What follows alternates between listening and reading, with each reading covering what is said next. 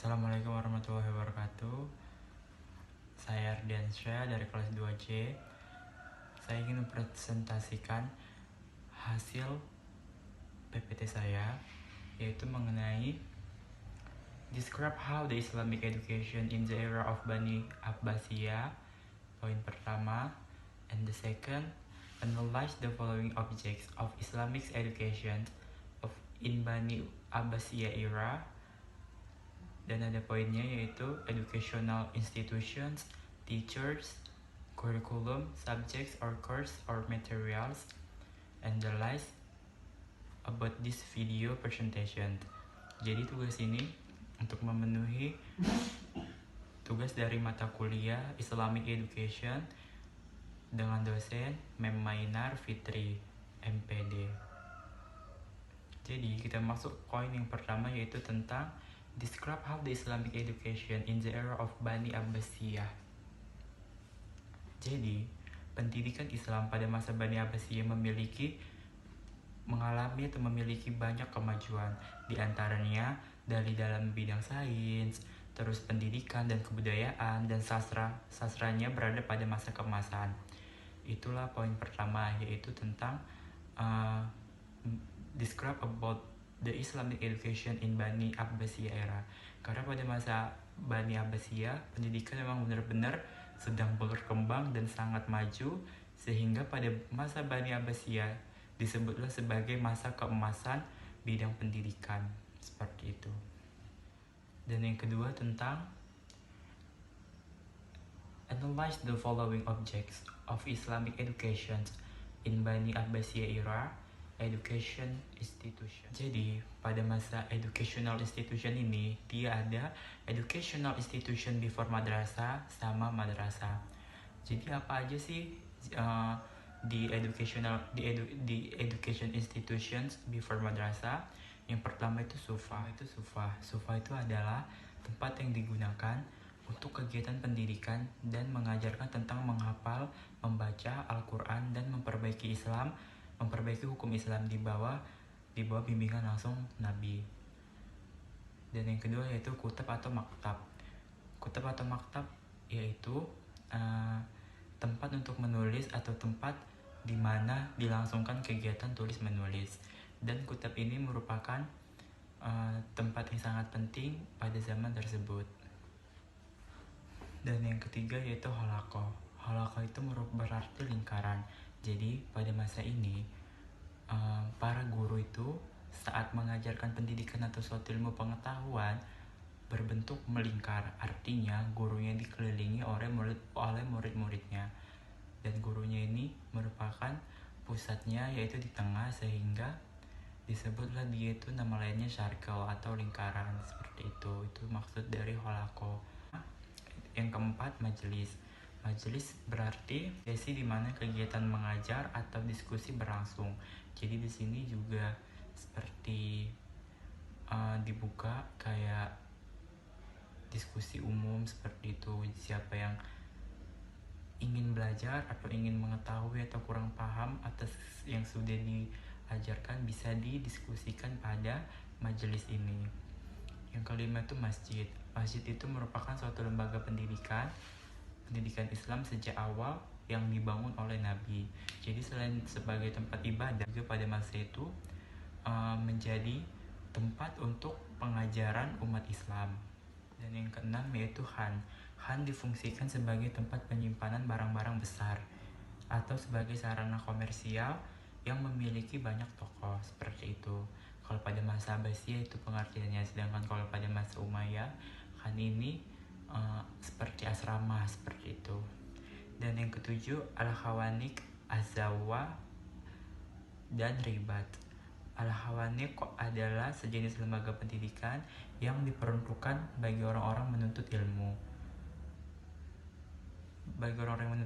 Untuk bersufi. Sedangkan azawaya merupakan diperuntukkan bagi orang-orang yang ingin menuntut ilmu dan fokus pada pembelajaran.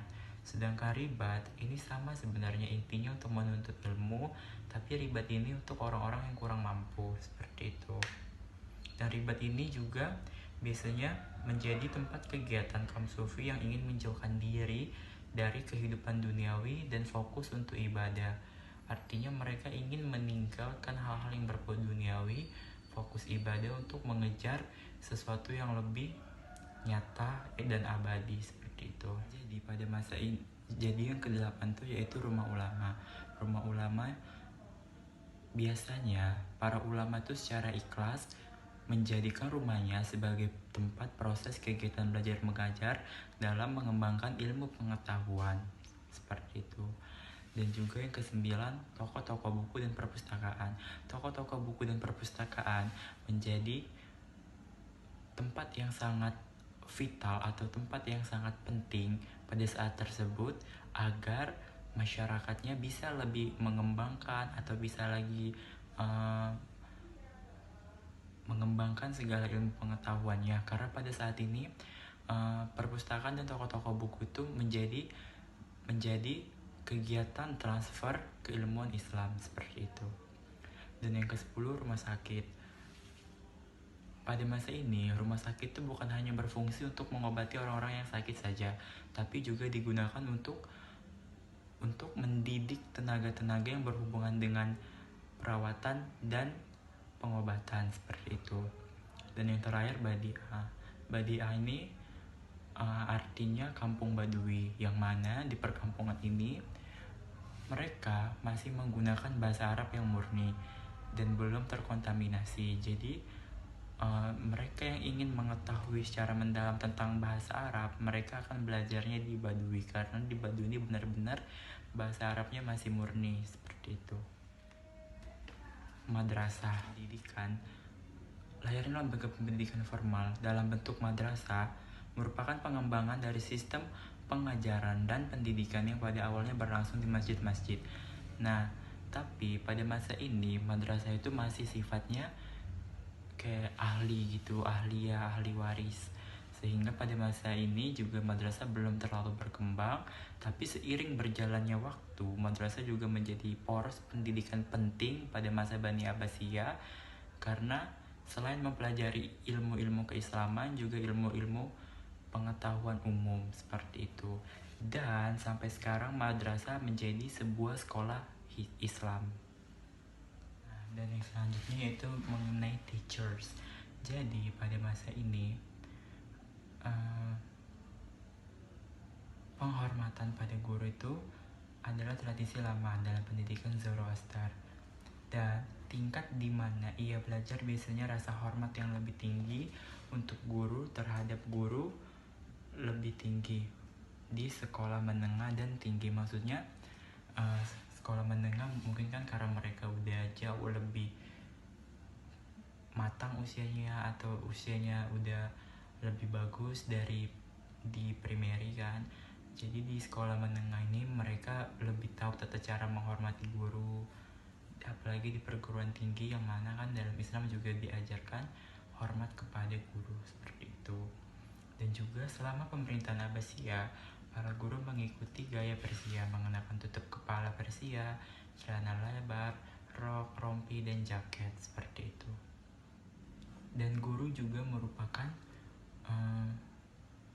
yang sangat penting dalam pengembangan ilmu pengetahuan dan pembelajaran mengenai pendidikan Islam pada masa Abbasiyah. Karena apa? Karena pada masa Abbasiyah ini ilmu pengetahuan benar-benar mengalami perkembangan dan sangat kemajuan. Oleh karena itu pun guru-gurunya lebih kompeten, sehingga menghasilkan murid-murid yang juga sangat kompeten seperti itu. Jadi intinya suatu pendidikan bisa maju juga ada di gurunya, yang dimana pada masa Abbasiyah terjadi seperti itu.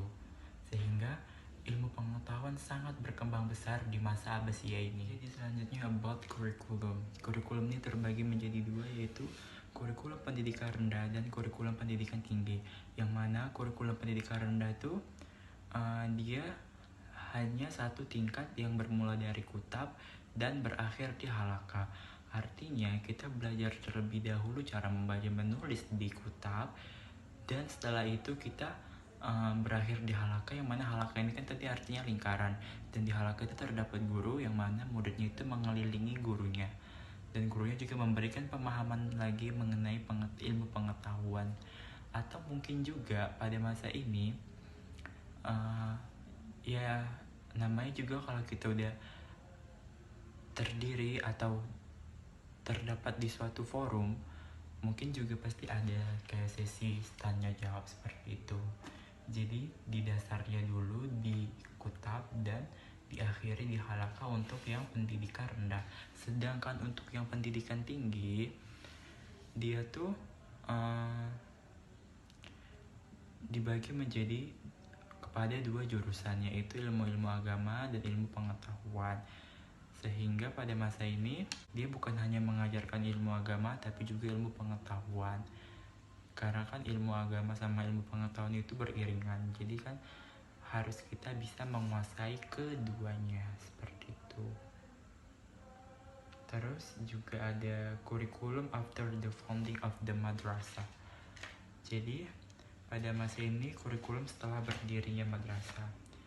Di masa keemasan Islam, pengembangan kebudayaan pada pendidikan Islam tidak bisa kita pungkiri, banyak juga atau kebudayaan pendidikan Islam tidak mengizinkan teologi dan dogma membatasi ilmu pengetahuan mereka. Mereka menyelidiki setiap cabang ilmu pengetahuan manusia, baik psikologi, sejarah, historiografi, hukum, sosiologi, kesusastraan, etika, filsafat, teologi, kedokteran, matematika, logika, seni, serta arsitektur. Jadi artinya setelah berdirinya madrasah, Bani Abbasiyah ini memang benar-benar mengembangkan pendidikan yang ada di masanya agar mereka bisa menciptakan sumber daya manusia yang baik dan berkeadaban yang lebih baik pula. Sehingga setelah dibangun atau setelah dicetuskannya madrasah, langsung deh mereka memperbaiki kurikulumnya dengan mengeluarkan atau mempelajari banyak hal dari sejarah sampai tadi arsitektur. Seperti itu. Itu merupakan salah satu strategi yang sangat baik untuk diterapkan. Dan yang terakhir tentang education subjects or materials. Di sini subjek atau materialnya ya tetap ya pendidikan agama, karena kan pendidikan agama tidak mungkin lepas dari pribadi seorang muslim sebagai yang berkeadaban juga, sebagai yang berketuhanan juga. Pendidikan agama itu penting bagi kita sebagai seorang muslim. Dan kita juga berdasarkan Al-Quran dan hadis seperti itu. Dan yang kedua, the science of history and geography. Jadi di sini sejarah dan geografi juga perlu dipelajari dan sangat penting, karena berdasarkan sejarah kita juga bisa belajar dari masa lalu untuk kehidupan yang akan datang, sehingga kita bisa melihat ke belakang agar kedepannya tidak terjadi lagi sejarah yang terulang seperti itu. Dan geografi juga perlu ya, apalagi dalam suatu daerah kita harus memperhatikan kondisinya, geografisnya juga seperti itu. Dan yang kedua, pendidikan bahasa. Nah, karena semakin berkembangnya keadaban manusia, kita juga harus mengetahui berbagai macam bahasa. Like mungkin pada masa tersebut bahasa Yunani, Arabik, Persia seperti itu. Karena kan pada masa itu juga semua orang pasti juga berlomba-lomba dalam mengembangkan pendidikan pada masanya seperti itu. Jadi kita juga harus bisa memahami bahasa yang ada pada masa tersebut. Kalau sekarang juga kan, contohnya kita juga harus paham kayak ya dunia kata bahasa Inggris sebagai bahasa internasional. Mau gak mau kita juga harus sedikit memahami atau kalau bisa seutuhnya memahami juga bahasa Inggris. Jadi istilahnya balance, itu juga yang terjadi pada masa Abbasiyah. Dan juga yang terakhir tentang filsafat. Karena berkembangnya bahasa tersebut, otomatis bermunculanlah filsafat-filsafat. Dan dari karya-karya filsafat itu juga memiliki banyak teori yang bisa dikembangkan. Oleh karena itu, ya terjadilah juga di masa education subjects or materials ini filsafat sebagai salah satu yang masuk dalam subjek mereka, seperti itu. Jadi mungkin hanya ini yang dapat Ardi sampaikan. Lebih dan kurang mohon dimaafkan. Dan kalau ada kesilapan Ardi mohon maaf. Tanpa memperpanjang lagi, untuk mengefektifkan waktu, Ardi sudahi dengan wassalamualaikum warahmatullahi wabarakatuh.